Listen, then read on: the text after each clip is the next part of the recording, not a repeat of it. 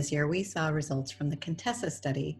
This study investigated a novel oral taxane and its abilities to not only be oral, but also to not be effluxed by the PGP pump and have a long half-life have made it a very attractive oral taxane agent. This agent was studied in a randomized phase 3 in combination with capecitabine and compared to capecitabine monotherapy. The trial enrolled patients with metastatic hormone receptor positive HER2 negative breast cancer that had received 0 to 1 lines of chemotherapy in the metastatic setting.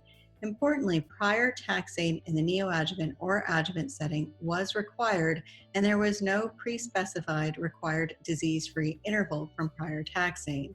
When we look at the patient population that was enrolled, we can see that this is consistent with a modern era population, with approximately half of patients having received prior CDK4/6 inhibition.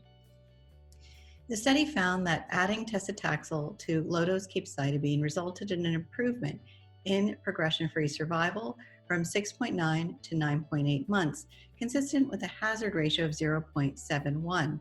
This was highly statistically significant with a p-value of 0.003.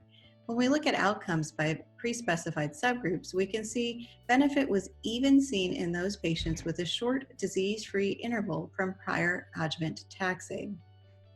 And this benefit was similar to what was seen in the overall population. In looking at toxicities, we can see that adding taclizumab to capecitabine did result in higher rates of neutropenia, but importantly, rates of neurotoxicity were low, and in fact, rates of alopecia with taclizumab are also low, with grade 2 alopecia in the taclizumab arm being 8%. So overall, I think we can say that the study of adding taclizumab to reduced dose capecitabine did result in a significant improvement in progression-free survival compared to capecitabine alone.